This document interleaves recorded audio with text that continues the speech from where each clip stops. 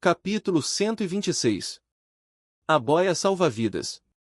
Dirigindo-se agora para sudeste pelo aço nivelado de Acabe e seu progresso, determinado exclusivamente pelo registro e linha de nível de Aab, o Pequod segurou nela. Caminho em direção ao Equador, fazendo uma passagem tão longa por tal águas pouco frequentadas, sem avistar navios, e em pouco tempo, de lado. Impelidos por ventos alísios invariáveis, sobre ondas monotonamente amenas, tudo. Essas pareciam coisas estranhas e calmas, prenunciando alguns tumultos. Cena desesperada. Finalmente, quando o navio se aproximou, por assim dizer, da periferia do zona de pesca equatorial e na escuridão profunda que precede.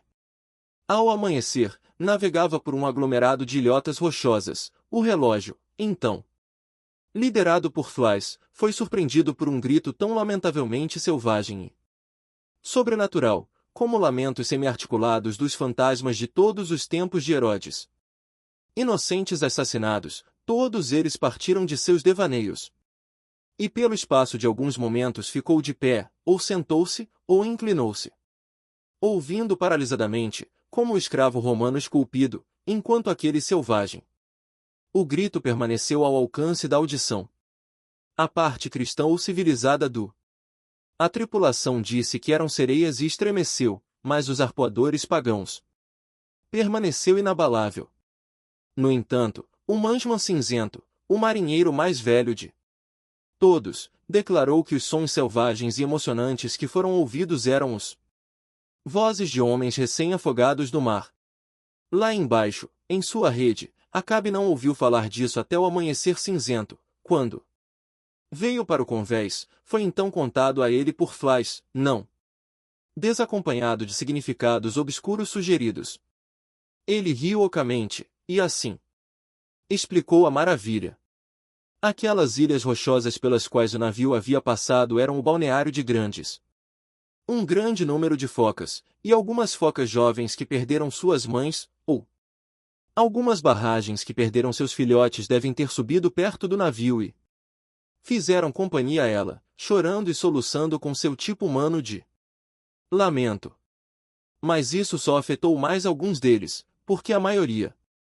Os marinheiros nutrem um sentimento muito supersticioso em relação às focas, que não surge apenas por seus tons peculiares quando em perigo, mas também pelo a aparência humana de suas cabeças redondas e rostos semi-inteligentes, vistos levantando-se perspicazmente da água ao lado. No mar, sob certas circunstâncias, as focas foram mais de uma vez confundidas com homens. Mas os presságios da tripulação estavam destinados a receber uma resposta muito plausível. Confirmação do destino de um deles naquela manhã. Ao nascer do sol, este homem passou da rede para o topo do mastro na proa. E se ele ainda não estava meio acordado de seu sono, os marinheiros às vezes sobem em um estado de transição, se foi assim com o homem, agora não há como dizer, mas, seja como for, ele tinha. Não estava muito tempo em seu poleiro, quando um grito foi ouvido, um grito e um. Correndo, e olhando para cima, eles viram um fantasma caindo no ar, e, olhando para baixo, um pequeno monte de bolhas brancas no azul do mar. A boia salva-vidas, um barril longo e fino, foi largada da popa, onde, sempre pendurado, obediente a uma mola astuta, mas nenhuma mão se levantou para agarrá-lo. E o sol, tendo batido por muito tempo sobre este barril, ele encolheu, de modo que encheu-se lentamente, e aquela madeira ressecada também encheu todos os seus poros, e o barril cravejado de ferro seguiu o marinheiro até o fundo, como se quisesse entregue-lhe seu travesseiro, embora na verdade seja duro. E assim o primeiro homem do Pequod que subiu no mastro para olhar para a baleia branca, no terreno peculiar da baleia branca, aquele homem foi engolido pelas profundezas. Mas poucos, talvez, pensaram nisso no tempo.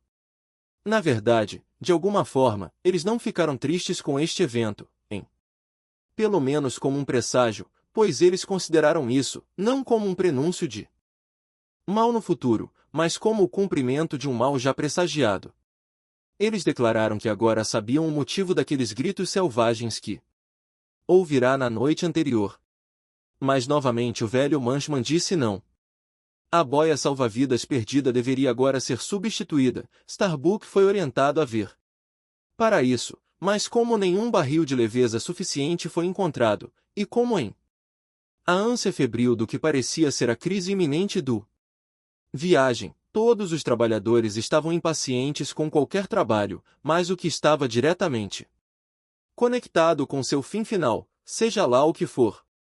Portanto, eles iriam deixar a popa do navio sem um boia, quando por meio de certos sinais e insinuações estranhas que Keck insinuou uma dica sobre seu caixão. Uma boia salva-vidas de um caixão! Gritou Starbuck, assustado.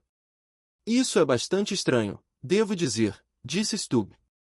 Será um bom o suficiente, disse Flies, o carpinteiro aqui pode. Organize isso facilmente. Traga isso à tona, não há mais nada a fazer, disse Starbuck, depois de pausa melancólica.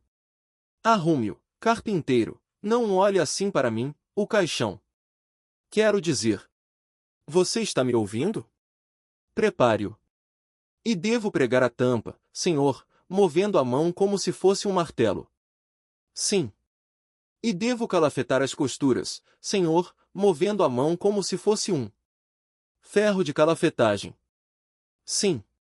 E devo então pagar o mesmo com piche, senhor, movendo a mão. Como acontece com um pote de arremesso. Fora! O que te dá nisso? Faça uma boia salva-vidas no caixão e... Não mais, Sr. Stubb, Sr. Flies, venham comigo. Ele sai furioso. O todo ele pode suportar, nas partes ele hesita. Agora eu não gosto disso. Eu faço uma perna para o Capitão Ahab, e ele usa-o como um cavalheiro, mas eu faço uma caixa de bando para Keck, e ele não vai colocar a cabeça nisso. Todas as minhas dores são para ir em vão. Aquele caixão? E agora recebi a ordem de fazer disso uma boia salva-vidas.